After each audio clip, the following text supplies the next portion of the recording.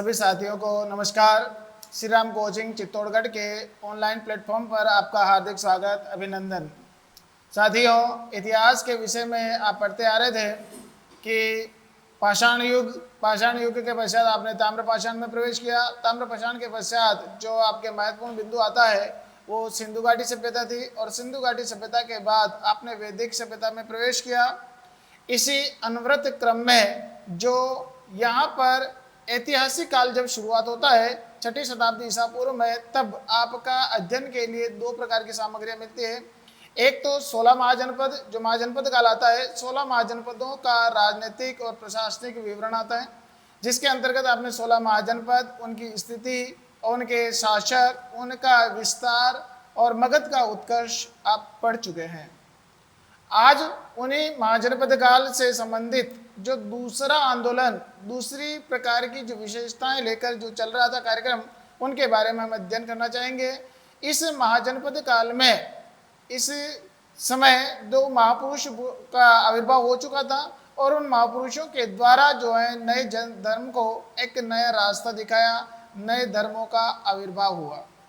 दोस्तों, इस समय जो है नए धर्म का उदय होने का क्या कारण था, किस कारण ये नए धर्म बढ़े हैं, क्या स्थितियां बन गई थी, प्रशासनिक रूप से या राजाओं ने जो है किस धर्म को आश्रय देना शुरू किया था, उन सभी विषयों का हम अध्ययन करने जा रहे हैं। दोस्तों, तो आज का जो इतिहास में जो महत्वपूर्ण विषय है वो है प्राचीन भारत में धार्मिक आंदोलन। प्राचीन भारत में जो धार्मिक आंदोलन आएगा उसके अंतर्गत ये था कि जो सनातन धर्म के अनुसार हमारा आंदोलन चला आ रहा था कि हमारी वैदिक संस्कृति, वैदिक धर्म जो था उसमें क्या बदलाव होना शुरू हो गए थे। क्योंकि इस समय जो है नए धर्म उदय हो रहे हैं, इसका मतलब है कि जो सनातन या जो लगातार जो धर्म चला आ रहा है उसमें किसी न किसी प्रकार की विकृति आई थी।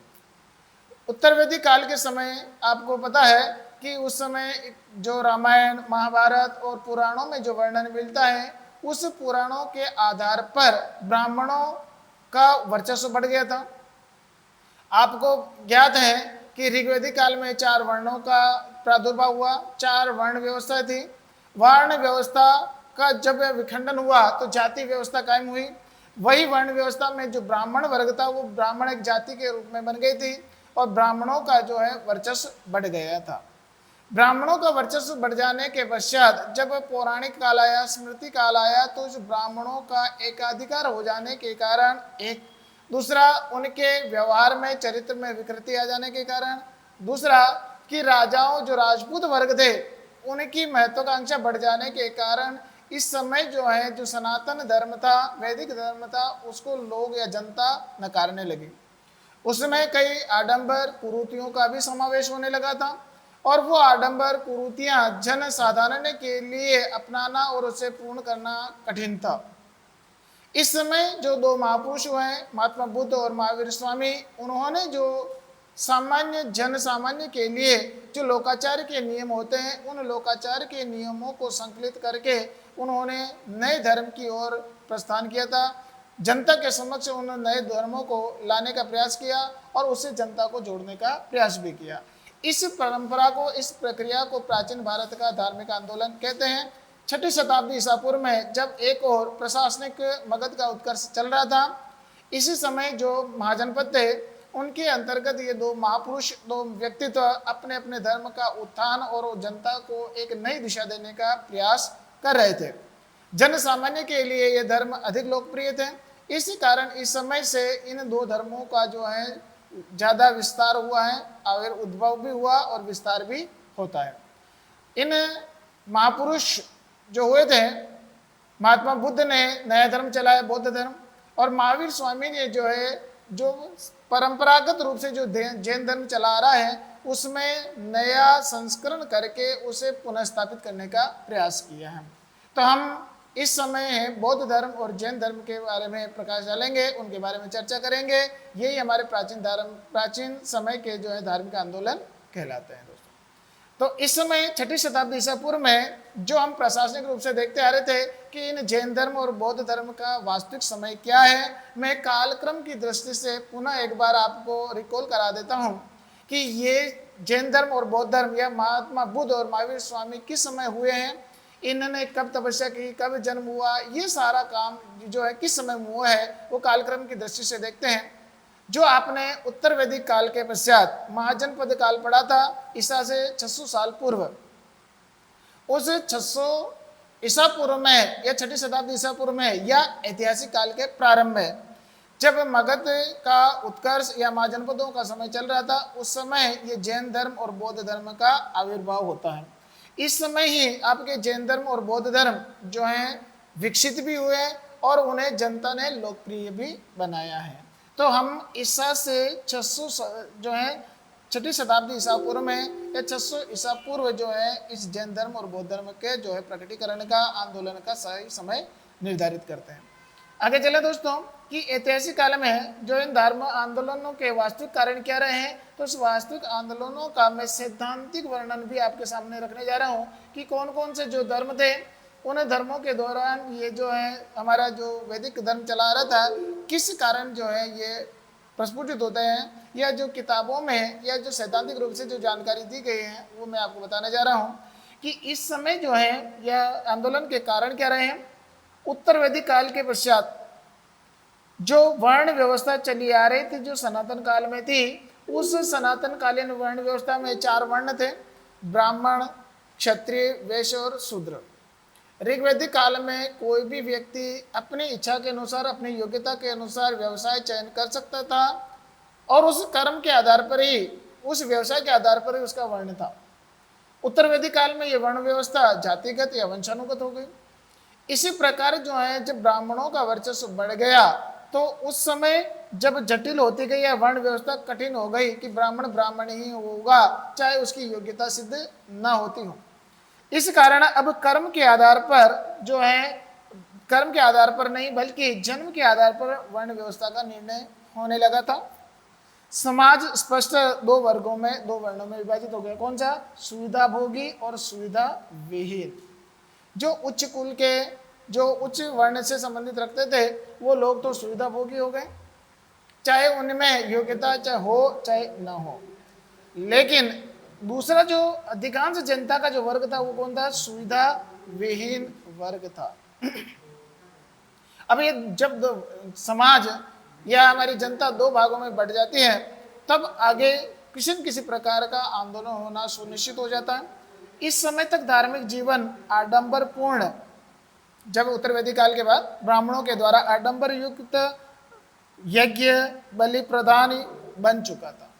बलि का मतलब यहाँ पर जो है कि किसी न किसी प्रकार के खान पान व्यवहार में दूषितता आ गई थी, सुनिश्चित हो गया था। इस कारण जो है ब्राह्मणों का बलि का प्रचलन भी उन्होंने बढ़ा दिया था। उत्तर वैदिक काल के उत्तरार्ध में जब समापन की ओर में धार्मिक कर्मकांडों और पुरोहितों के प्रभुत्व, ब्राह्मण हो चाहे पुरोहित हो, प्रभुत्व के विरोध जो है की भावना के प्रकट होने लगी थी और इसका आरंभ उपनिषदों से हुआ। उपनिषदों में दोस्तों कर्मकांडों को गौण समझा गया, कम महत्व दिया गया, क्योंकि उन्होंने कर्मकांड की अपेक्षा उन्होंने जो है ज्ञान कांड को या ज्ञान को ज़्यादा महत्व दिया। उपनिषद जो वेदांत कहलाते हैं, जिनकी संख्या 108 है, उन उपनिषदों में यह कहा गया है कि आप कर्म कांड की अपेक्षा, अपने को उस तरफ पूर्णता लगाने की अपेक्षा उनके सारांश या ज्ञान पक्ष को आप जीवन में अपनाएं। यह बात हमारे उपनिषदों में भी बता दी गई थी। लेकिन जो ब्राह्मण वर्ग था उसने इन बात को नकारा और जनता के ऊपर जो है उन्होंने अपने हिसाब से कर्मकांड प्रत्यारोपित किए। जब प्रत्यारोपित करने लगे तो जनता उनसे विकृत होने लगी, और जनता विकृत होने लगी तो उन महापुरुषों के द्वारा जो क्षत्रिय थे उन्होंने जब बौद्ध धर्म और जैन धर्म विकसित किया तो जनता ने उनको बहुत जल्दी से आत्मसात कर लिया और उसमें घुल मिल गई, और इस कारण ये ब्राह्मण वर्ग या वर्ण या धर्म के विरुद्ध जैन धर्म और बौद्ध धर्म विकसित हो गया।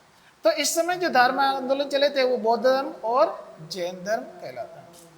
अब हम सबसे पहले इन दोनों में से बौद्ध धर्म का अध्ययन करेंगे। आपसे एक प्रश्न पूछे कि उत्तर वैदिक काल के पश्चात, जैसे आपका उत्तर वैदिक काल समाप्त होता था 600 ईसा पूर्व में, और इस समय जो है जैन धर्म और बौद्ध धर्म दोनों चला है। अब आपसे ये प्रश्न पूछे कि इन दोनों में से प्राचीन कौन है। सामान्य सा प्रश्न बनता है कि जैन धर्म और बौद्ध धर्म में से पहले कौन चला, या बौद्ध धर्म पहले चला या जैन धर्म पहले चला। तो आपने ये नहीं कि जो टीचर ने पढ़ा दिया किताबों में जैसे लिखा है कि जो पहले लिखा है वो पहले था और जो बाद में पढ़ाया गया वो बाद में आया, ऐसा नहीं है। आपको स्पष्ट रूप से ध्यान रखना पड़ेगा कि इन समय 6ठी शताब्दी ईसा पूर्व में जैन धर्म और बौद्ध धर्म दोनों चल रहे थे, लेकिन उनमें सबसे प्राचीन जो है वो जैन धर्म, क्योंकि जैन धर्म के लोग जो तीर्थंकर हुए हैं वो अपने आप को वैदिक काल से जोड़ते हैं। ये जब अपने आप को वैदिक काल से जोड़ते हैं कि वैदिक काल में ये महापुरुष या तीर्थंकर हुए हैं, तो किसी न किसी प्रकार से ये चला रहा था, लेकिन सूक्ष्म प्रभाव था। 6ठी शताब्दी ईसा पूर्व में जो इन्होंने महात्मा बुद्ध ने आकर 6ठी शताब्दी ईसा पूर्व में महावीर स्वामी ने जो है 24वें तीर्थंकर हुए हैं, उन्होंने इस परंपरागत जैन धर्म को परिष्कृत किया और परिष्कृत करने के पश्चात जो समयानुकूल उसमें चेंजेस किया, परिवर्तन लाए और उसको जनसाधारण के सामने रखा, तो जनता ने उसे अपना लिया।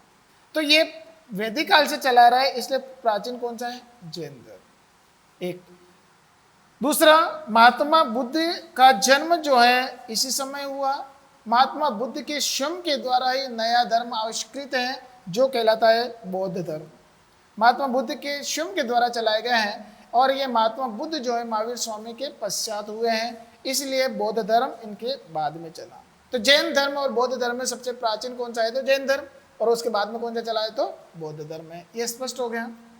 एक और, अभी मैं जो अध्ययन की सुविधा की दृष्टि से आपको बौद्ध धर्म पहले पढ़ा रहा हूँ, क्योंकि ज़्यादातर हमें प्रामाणिकता, जानकारियाँ और प्रश्न पूछने के आधार पर जो है बौद्ध धर्म अधिकांश स्तर पर पूछा जाता है। जैन धर्म भी पूछा जाता है, लेकिन बौद्ध धर्म जो है उससे प्रश्न ज़्यादा बनते हैं। बौद्ध धर्म आपको समझ में आ गया तो इसी के पैरेलल समानांतर जो है आपको जैन धर्म भी जल्दी समझ में आ जाएगा। इसलिए अध्ययन कराने की दृष्टि से, सुविधा के शिक्षण की सुविधा की दृष्टि से बौद्ध धर्म पहले पढ़ाया जाता है और पढ़ना चाहिए। तो हम अध्ययन करते हैं किसका, बौद्ध धर्म का। अब बौद्ध धर्म जो कि जैन धर्म के बाद में चला है, लेकिन हम बौद्ध धर्म को पहले ले रहे हैं। और बौद्ध धर्म का जो क्रम है, उस बौद्ध धर्म के क्रम में इसके संस्थापक जो महात्मा बुद्ध हुए हैं, उन्होंने किस दर्शन को, किस फिलोसॉफी को लेकर इस धर्म को विकसित किया है। तो बौद्ध धर्म के हम जो मूलभूत जो दर्शन है उनके बारे में हम मान्यताएं प्रस्तुत करने जा रहे हैं। क्या मान्यता है बौद्ध धर्म की जो आगे चलकर इसके दर्शन में घुल मिल गई है? वो कहलाती है कि बौद्ध धर्म जो है ये क्या कहलाता है, क्षणिकवादी। क्षणिकवादी का मतलब ये होता है कि ये क्षण भर या वर्तमान समय को ही ज्यादा महत्वपूर्ण मानता है। आगे, बौद्ध दर्शन अनंत शुद्धिवादी है। शुद्धिवादी का मतलब ये हो गया कि वो जो प्रत्यक्ष प्रमाण होते हैं उसी को वास्तविक मानते हैं, कपोल कल्पनाओं को महत्व कम देते हैं, शुद्धिकरण पर अधिक महत्व देते हैं। इनके अनुसार संस्कार जो है वे धर्म है। संस्कार का मतलब है कि आपके जो पुनः आपके आज कर्म करोगे उसका फल कल मिलेगा, या आप जो है पिछले जन्मों का कर्म अभी भोग रहे हो इसी के अनुसार होगा। ये चीज जो है ये कह रहे हैं कि आपके पुराने कर्म जो है वो व्यर्थ हैं। अभी का जो वर्तमान समय है इसको सुधारोगे तो आपका भविष्य सुधर सकता है।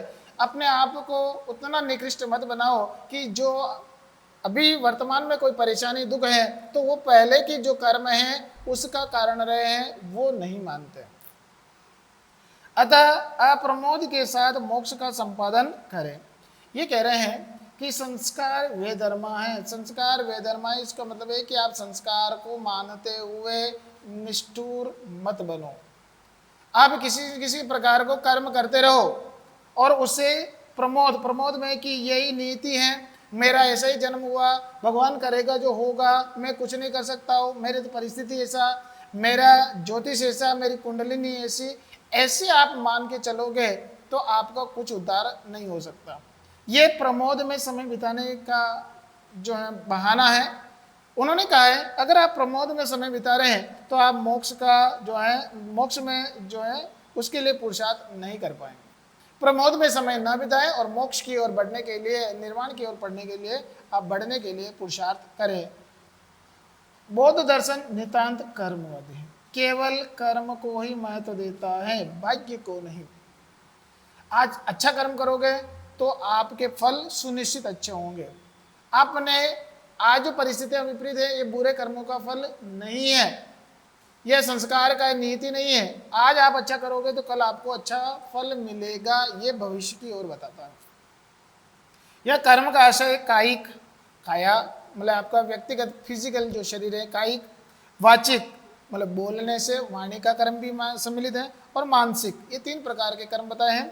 शरीर, मन और मस्तिष्क या भावना। जैसे आपका शरीर से जो आपके कर्म होंगे वो भी अच्छे होने चाहिए। आपकी जो वाणी के द्वारा जो कर्म किए जाते हैं, दूसरों को आप जो है अच्छा भाषा बोलते हैं, अच्छी वाणी का उपयोग करते हैं, इससे भी कर्म होते हैं।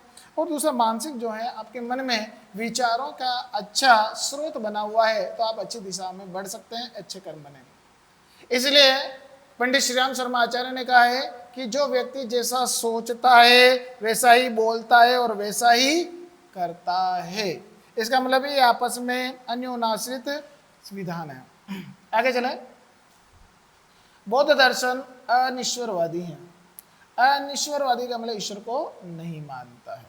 बौद्ध धर्म का पुनर्जन्म में विश्वास है, पुनर्जन्म होगा। इसका मतलब आत्मा या शरीर छोड़ जाने के पश्चात आत्मा का नया शरीर होगा, लेकिन अभी वर्तमान में जो कर्म करोगे उसी की जो है आगे की स्थिति निर्धारित की जाएगी। इसका मतलब ये पुनर्जन्म में विश्वास करता है। आगे चले कि बौद्ध धर्म के द्वारा और किन मान्यताओं को दर्शाया जाता है, और इसके जो संस्थापक हुए हैं उन संस्थापक ने अपने मूल रूप से अपने जीवन को कैसे व्यतीत किया, फिर इन दर्शन को कैसे लेके आए।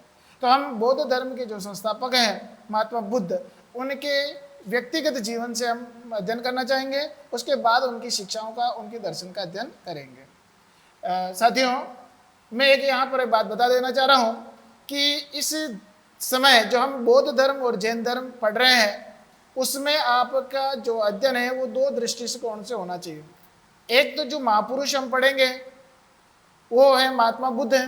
महात्मा बुद्ध से जुड़ी व्यक्तिगत जानकारियां भी प्रश्न बनाती हैं, प्रश्न पूछते हैं उससे, और उनके द्वारा दिए गई शिक्षाएं और उनके द्वारा दिया गया दर्शन, उससे भी प्रश्न बनते हैं। तो हम जब बौद्ध धर्म पढ़ेंगे तो सबसे पहले हम बौद्ध धर्म के संस्थापक महात्मा बुद्ध के जीवन चरित्र को भी पढ़ेंगे, और उससे जुड़ी हुई जो दर्शन है, उनके जो शिक्षाएं वो अध्ययन करेंगे। 2 पार्ट में अध्ययन है। इसी प्रकार हम जब जैन धर्म पढ़ेंगे तो जैन धर्म में भी जो जैन धर्म के संस्थापक हैं उनके बारे में जानेंगे, और उसके पश्चात जैन धर्म की शिक्षाएं, दर्शन को जानना चाहेंगे। ये इस प्राचीन धार्मिक आंदोलन में ये दो तरह का हम अध्ययन करेंगे। तो बौद्ध धर्म का जो संस्थापक है वो कौन है? महात्मा बुद्ध। अब महात्मा बुद्ध से जुड़ी हुई व्यक्तिगत जानकारियां बहुत सारी आपको पता है, बहुत सारी विस्मृत भी हो गई हैं, बहुत सारी आप जो है थोड़ा सा संकेत देंगे तो आपकी मानस पटल पे आ जाएगा। इस प्रकार जो परीक्षा में भी वो आपको केवल संकेतात्मक आपको 4 ऑप्शन देता है। अगर आप बार बार रिपीट करते हो, रटना नहीं है, रिपीट करते हो, बार बार आप उसको समझते हो, तो जब आपके ऑप्शन आएंगे परीक्षा में तो उनको संकेत को देखकर आप तुरंत तरोताजा हो जाओगे, उसका सही आंसर दे पाओगे। इसी प्रकार यहाँ पर भी आपको संकेतात्मक रूप से हर एक चित्र में आपको जो है उनके बारे में जानकारी देने चाहिए। बौद्ध धर्म के संस्थापक कौन है? महात्मा बुद्ध। महात्मा बुद्ध के जीवन से बात लेते हैं कि उनका जन्म कब हुआ था। अब उनका जन्म जो है दोस्तों, किताबों में आपको 2 तारीखें मिलेगी। एक तो लिखी हुई है 563 ईसा पूर्व में, ज़्यादातर मान्यता ये है, और कहीं जो पूरा लेख है ये कि शास्त्रों के आधार पर इनकी तिथि जो है 567 ईसा पूर्व भी मिलती हैं। ये दोनों तिथियां दोस्तों मान्य हैं, लेकिन ज़्यादातर जो मान्य है वो कौन सी है? 563 ईसा पूर्व में है। इसी प्रकार इन तिथियों को आप नज़रअंदाज करें, दोनों तिथियां लगभग याद रख लें। आगे चलें तो इनसे जुड़ा हुआ जन्म स्थान आएगा। जन्म स्थान के बारे में प्रश्न पूछते हैं कि महात्मा बुद्ध ने जो है किस स्थान पर जन्म लिया था। और वो स्थान आपको जैसे याद रखना है, वो स्थान कौन सा है, लुम्बिनी वन या लुम्बिनी ग्राम। लेकिन ये लुम्बिनी ग्राम पड़ता कहाँ है, वो है कहाँ पर, तो ये बताया गया है कि उस समय का जो गणराज्य था वो था कपिलवस्तु। कपिलवस्तु में जो लोग रहते थे वो शाक्य लोग थे, क्षत्रिय लोग थे। उसमें जो है वो ये इनका जन्म हुआ। इनके जो पिताजी थे या फादर जो थे वो भी एक राजवंश से संबंधित रखते थे, शासक थे, आगे इसका वर्णन आएगा। लेकिन जो है कपिलवस्तु जब वर्तमान का जो नेपाल का तराई वाला क्षेत्र जो है उस समय भारत में सम्मिलित था। वर्तमान में ये रुम्मनदेही के नाम से जाना जाता है और वर्तमान में कहाँ पड़ता है, ये नेपाल में आता है। वर्तमान नेपाल की तराई, उस समय की नेपाल की तराई और वर्तमान नेपाल में आता है। वर्तमान में इसका संबोधन है रुम्मनदेही, तात्कालिक जो नाम है वो है लुम्बिनी वन, और उस समय का जो गणराज्य हम कहें तो वो कौन सा है, कपिलवस्तु। और कपिलवस्तु में जो लोग रहते हैं वो कौन थे, क्षत्रिय थे। और क्षत्रियों की जो कौन सा वंश आता है तो उसमें वंश आपसे पूछे जो कि महात्मा बुद्ध का भी आएगा, वो कौन सा है, शाक्य वंश। तो ये 2-3 बातें आपको याद रखनी है। वर्तमान जो है नाम रुम्मनदेही, तात्कालिक नाम लुम्बिनी, शाक्य कपिलवस्तु गणराज्य है और शाक्य इनका वंश है। ठीक है दोस्तों, आगे चले। महात्मा बुद्ध से जुड़ी हुई इनके पिता का नाम, जो कि शासक थे कपिलवस्तु या इस गणराज्य में शासक थे, तो उनमें जो है इनके पिता का नाम अगर पूछे तो पिता का नाम है शुद्धोधन, जो कि शाक्य राज्य कपिलवस्तु के क्या थे, राजा थे, शासक थे। इसका मतलब है कि जो बुद्ध है, आगे चलकर बुद्ध बनेगा, वो क्या थे, राजकुमार थे। राजघराना में उन्होंने जन्म लिया था। लेकिन राजघराने में भी जन्म लेने के पश्चात अपने जीवन को या अपने छोटे से जो व्यक्तित्व है, मनुष्य जीवन है, इस व्यक्तित्व को कैसे बनाया है, निखारा है, उसके प्रसंग आपके सामने हैं। इनकी माता का नाम महामाया देवी, और जो इनकी माता थी महामाया, इस महामाया ने जब इन महात्मा बुद्ध को जन्म दिया, बचपन का नाम सिद्धार्थ है जो आगे पड़ेगा, जो जिस बालक शिशु को जब जन्म दिया तब इसके 7 दिन बाद या 8वें दिन महामाया की किसी न किसी कारण इनकी क्या हो जाती है, मृत्यु हो जाती है। अब इनकी मृत्यु हो जाती है। अब मृत्यु होने से पहले जो कुछ ज्योतिषी लोग आते हैं जो इस बारे में भविष्यवाणी भी करते हैं, वो आगे वर्णन आ रहा है। महामाया जो है किसी कारण की मृत्यु हो जाती है, लेकिन इस शिशु पर किसी प्रकार का जीवनचर्या पर या इनके पालन पोषण पर किसी प्रकार का बुरा प्रभाव ना पड़े, इसको एहसास ना हो, इस कारण जो है इनके पिता शुद्धोधन ने जो है महामाया की जो बहन थी उसका नाम था गौतमी, उससे उन्होंने क्या कर लिया, विवाह कर लिया। और ये सगी माँ थी महामाया, लेकिन इसकी मौसी जो इनकी मौसी थी उनका नाम क्या है, गौतमी। और उस गौतमी जो थी उससे विवाह करके इन्होंने फिर इसका लालन पालन किया इस शिशु का। इसी कारण प्रश्न यहाँ से बहुत बार बनता है कि महात्मा बुद्ध का पालन करने वाली माता कौन सी है, गौतमी एक। दूसरा, गौतमी के कारण ही क्या कहलाए, गौतम कहलाए। इन महात्मा बुद्ध की मौसी का नाम क्या है, तो गौतमी है। और इनका लालन पालन किससे किया, तो गौतमी ने किया था। ये इनकी मृत्यु हो जाने के बाद, और 8 दिन पश्चात इनकी क्या हो गई थी, मृत्यु हो गई थी। दोस्तों आगे वर्णन पड़े कि पालन पोषण विमाता कहलाई, जो सगी माँ नहीं थी, गौतमी थी। इन्होंने प्रजापति गौतमी के कारण इनकी गोत्र आगे चलकर गौतम बुद्ध कहलाए, गौतम कहलाए। बचपन का नाम इनका रखा गया है सिद्धार्थ। बचपन का जो जन्म नाम है वो क्या था इनका, सिद्धार्थ। तो यहाँ पर आप सामान्य रूप से याद रखें, पिता शुद्धोधन, माता महामाया, पालन करने वाली गौतमी, और बचपन का नाम क्या था, सिद्धार्थ। ये आपको याद हो गया। अब इसका जो है आप जब भी कभी अगर अध्ययन करो तो 1-2 बार आपकी निगाह से इस स्लाइड को, इस वीडियो को निकाल देना, जिससे कि आपको तुरंत कंठस्थ हो जाएगा कि ये चीज़ यहाँ है। क्योंकि आगे हम महात्मा महावीर स्वामी के बारे में भी पढ़ेंगे तो उनके पिता, उनके वंश, उनके जन्म, वो सारी भी आएगी, तो उस तुलनात्मक रूप से आप अच्छे ढंग से बता सकेंगे। आगे चलें तो इनका विवाह उचित समय पर आने पर किया गया, क्यों किया गया है, आगे की मैं बात जोड़कर यहाँ कहना चाहूँगा। जब बुद्ध का जन्म हुआ या सिद्धार्थ का जन्म हुआ, तब दो ऋषियों ने उस जन्म स्थान पर आकर राजकुमार के महलों में आकर जो भविष्यवाणी की थी। शुद्धोधन को यह बताया गया कि आपका जो बेटा है ये काफी भाग्यशाली है, ये या तो चक्रवर्ती सम्राट बनेगा या बहुत बड़ा धर्मात्मा या संत सन्यासी बनेगा।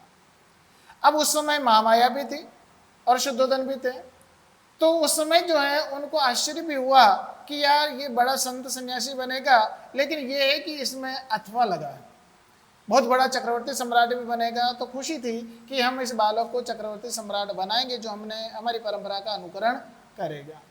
इसी कारण है कि इनके लालन पालन में किसी प्रकार की कसर नहीं रखना चाहते थे, और नहीं रखने के कारण ही शीघ्र ही उसकी विमाता या मौसी से विवाह करके उनको पालन पोषण की जिम्मेदारी सौंप दी।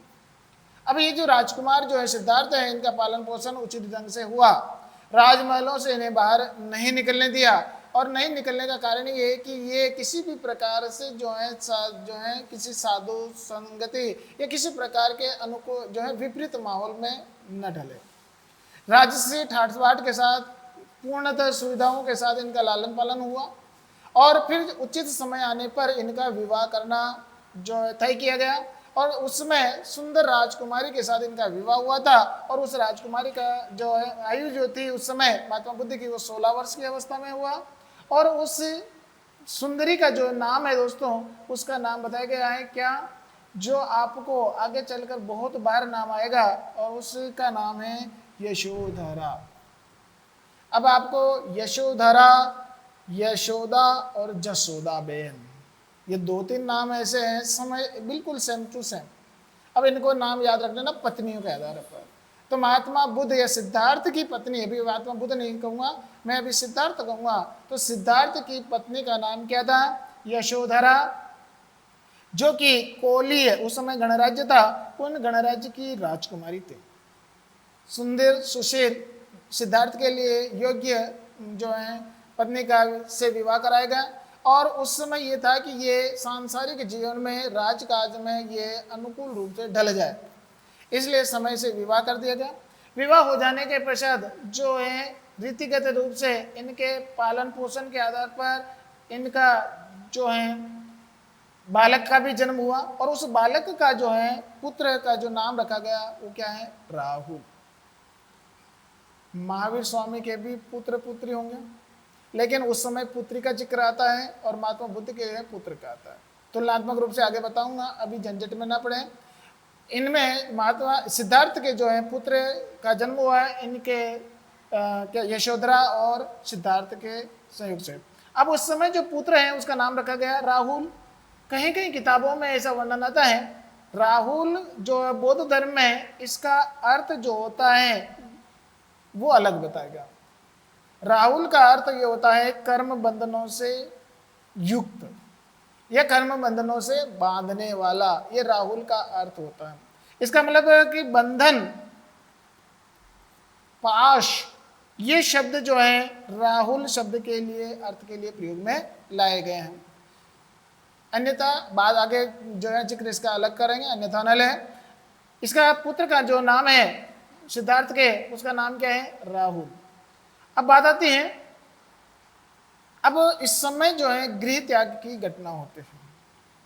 अब यहाँ पर इनके जीवन में थोड़ा सा परिवर्तन आएगा, एक टर्निंग मोड आएगा, जिसके कारण अब जो समय था, अब तक का जो जीवन था उसको अलग दिशा दी गई, और अब तक के जो जीवन है उसको अलग दिशा मिल जाती है।